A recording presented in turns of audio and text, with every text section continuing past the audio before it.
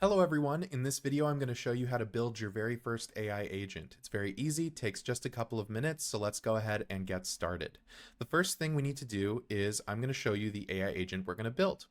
And you can see here I am inside of an article. I have this button here in my doc, and when I click on the button, it's going to summarize all of the content on the page. So you can see here, created a summary, it extracted some people and entities, and this AI agent works inside of YouTube videos as well. I can click on the button and it's going to pull the YouTube transcript, and then it's going to summarize the YouTube video and extract all of the people and entities.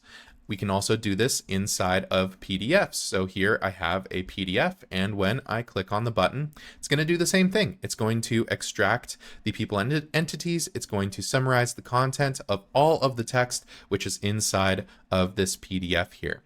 So now that we know what we're going to build, let's go ahead and build it. I'm going to go into MindStudio, and you can see I'm inside of this build tab. And if this is your first time visiting MindStudio, you're probably going to see this getting started video. To create a new AI agent, you can click on Create New Agent here at the top right. And this is going to take you into a blank project. Now you're going to see several different interfaces, but for the purposes of just making our very first AI agent, we're going to jump into this Automations tab. When we click on that Automations tab, it's going to show us our workflow, and the workflow is just a set of steps that our AI agent takes when it's run. You can see there are two blocks. There's a start block and there's an end block, and then there's this plus button, which allows us to add blocks in between. And you can see all of the most common blocks, as well as the full list of blocks that you can add to your workflow. So let's go ahead, and the first thing we're going to do is configure our AI agent to be available for use in the Chrome extension. To do that, we're going to click on the start block here.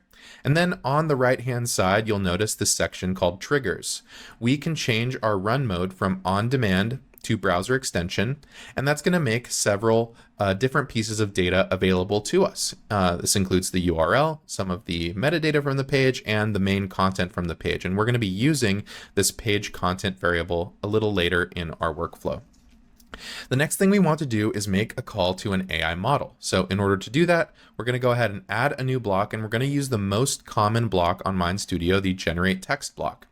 This block is going to make a call to an AI model. You can see on the right hand side under model settings that it's going to make a call to Claude 3.5 Haiku, and you can actually change this to any model that you'd like. We support over 90 different kinds of AI models. So I'm going to go ahead and scroll down, and maybe we'll use something like Gemini 1.5 Flash, and you'll have access to a couple of settings like the temperature, which is the amount of randomness in the responses, the max response size, you can have it output more or less text, and then you have the prompt here at the very top, and this is the prompt that we're going to make to the model itself. So let's go ahead and type in our instructions, like tell me everything I need to know about the content on this web page.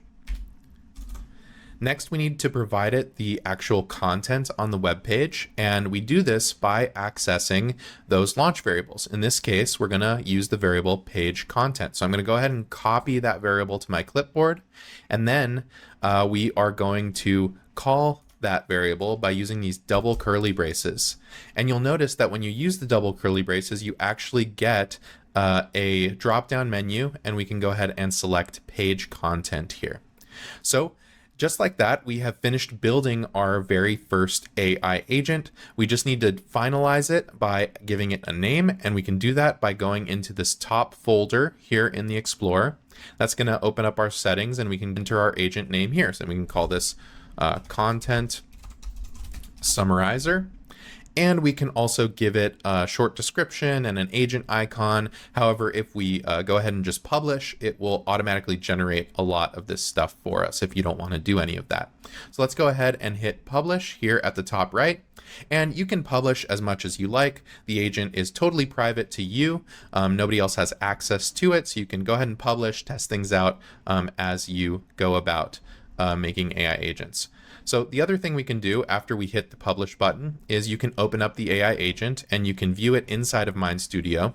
Now inside of Mind Studio, you can see it is designed for the extension. And so we actually want to add this to our dock. And in order to do that, we can click on these three dots here at the very top right, and we can click pin extension, and that's going to pin it to our dock.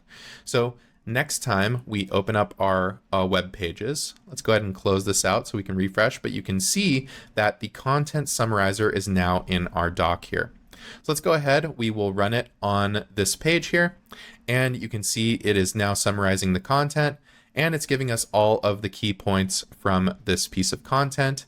When you use page content as a variable, you also get access to the YouTube transcript automatically. So now it is summarizing this video here. In this case, it wrote a couple of paragraphs for us, and then we can also run it inside of PDFs. So here you go. This is your very first AI agent, but I just want to highlight something, and that is that you have the ability to remix and customize any AI agent inside of Mind Studio. So what we're going to do here is we're going to open this up, and instead of pinning to the extension, we're actually going to make a couple more since we have a little bit of time.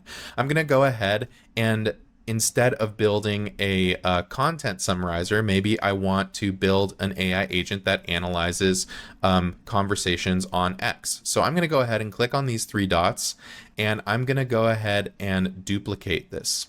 When I duplicate it, I now get a project that is exactly like the AI agent that we just used. However, this is its own independent project. And all we need to do in order to make this new AI agent is modify the prompt here. So instead of saying, tell me everything I need to know about the content on this web page, we can actually have it analyze a Twitter conversation.